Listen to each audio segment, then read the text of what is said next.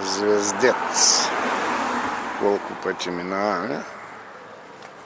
Преди спирах, сега пак.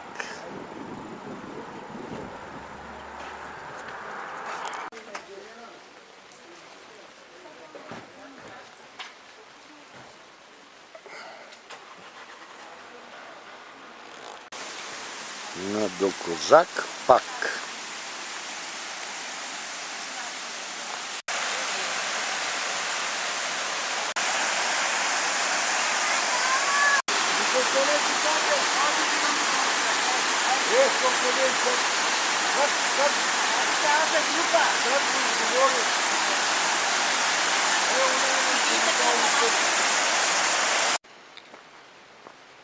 На отклонението за Инди Пасха малко макадам и сега ще видим нататък как ще ходим. Този път от долната страна вървим.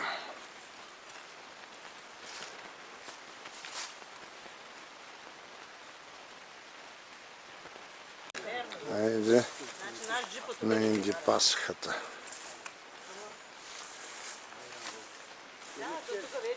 Нови масички и пейки, прясно боядисани.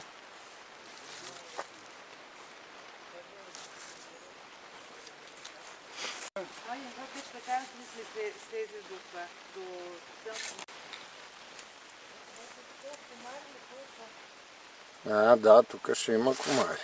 Старите стълби, дето предния път слизахме. Ето това са новите, направени съвсем пресни.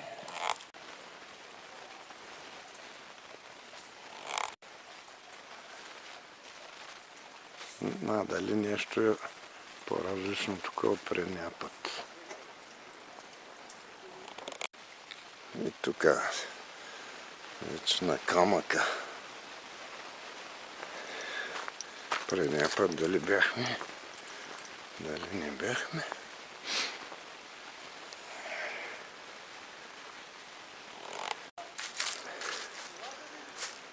Скала Гъба в Овералото.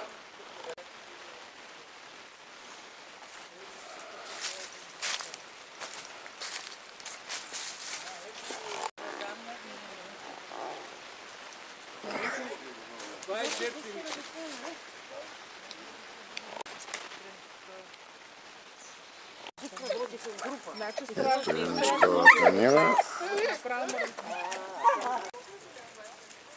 Предния път съм го разказвал. Бастет. Обаче този път водата по-маничко не се вижда.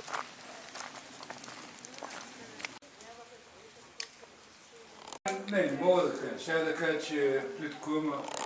И тук има на по-високо ниво вода. И тук котки.